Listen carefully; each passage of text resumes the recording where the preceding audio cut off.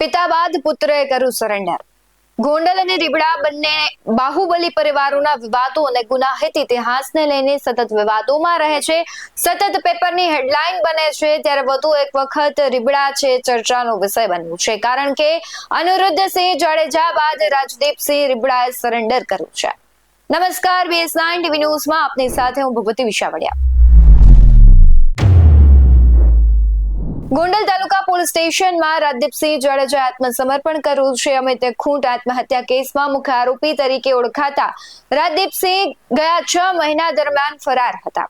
પોલીસે તેમની વિધિવત ધરપકડ કરી છે. આગળની કાર્યવાહી શરૂ કરી છે અને ખાસ કરીને આ કેસમાં અમિત ખૂંટ પાસેથી મળી આવેલી સુસાઇડ નોટમાં અનિરુદ્ધસિંહ જાડેજા અને તેમના પુત્ર રાજદીપસિંહ જાડેજાના નામનો ઉલ્લેખ હતો. આ સુસાઇડ નોટના આધારે પોલીસે બંને પર આત્મહત્યા માટે દુષ્પ્રેરણાનો ગુનો દાખલ કર્યો હતો. ત્યારબાદથી ફરાર રાજદીપસિંહ જાડેજાને પહેલા હાઈકોર્ટ અને સુપ્રીમ કોર્ટમાં આગોતરા જામીન માટે અરજી કરી હતી, પરંતુ બંને અરજી ફગાવી દેવામાં આવી હતી. કેસમાં મુખ્ય આરોપી અનિરુદ્ધસિંહ જાડેજાએ પણ અગાઉ આત્મસમર્પણ કર્યું અને તેમની પોલીસ ધરપકડ થઈ ચૂકી હતી. હાલ તે જેલમાં છે, ત્યારે હવે તેમના દીકરા રાજદીપસિંહ જાડેજાએ આત્મસમર્પણ કર્યું છે. અગાઉ પોલીસ તપાસમાં આ કેસ અને ટ્રેપની કથાના પણ બનેલા હોવાનું ખુલ્યું છે. આ કાવતરામાં એક યુવતી અને એક સગીરની ધરપકડ કરવામાં આવી છે. ત્યારે કાયદાકીય મદદ આપવા બદલ 2 વકીલો સંજય પંડિત અને દિનેશ પાથર તેમની પણ અટકાયત કરવામાં આવી હતી ને અતાઉલ્લાહ ખાન નામના અન્ય એક શખ્સની ધરપકડ પણ થઈ ચૂકી છે, જ્યારે રહીમ મકરાણી હજુ પણ ફરાર છે.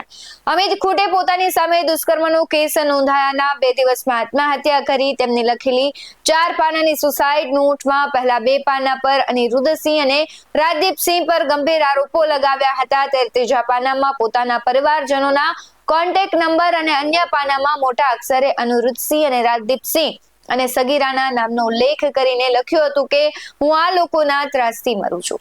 સમગ્ર કેસમાં ગોંડલ ડીવાયએસપી KG ઝાલાનું નિવેદન સામે આવ્યું છે, તેના પર નજર કરીએ. અમિત ખૂંટવાળા કેસમાં ગઈકાલે રાત્રે રાજદીપસિંહ ગોંડલ તાલુકા પોલીસ સ્ટેશન ખાતે સરેન્ડર કરતા તેઓને ધોરણસર ધરપકડ કરવામાં આવેલી છે અને આ ગુનાની તપાસ Jetpur city PI AD Parmar ચલાવી રહ્યા છે અને રાત્રે પણ પૂછપરછ કરવામાં આવી હતી અને હાલે પણ આ ગુનાના સંબંધિત પૂછપરછ ચાલુ છે.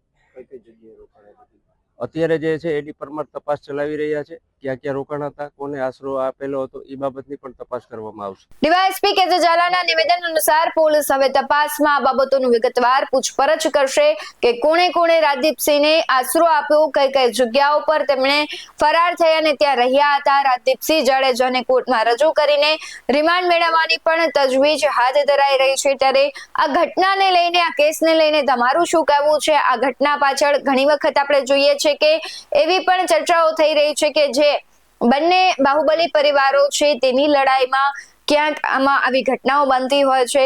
તેમના નામ પર પણ આક્ષેપો થઈ રહ્યા છે. એટલે તમારું શું કહેવું છે સમગ્ર કેસને લઈને કમેન્ટ બોક્સમાં જરૂરથી જણાવજો.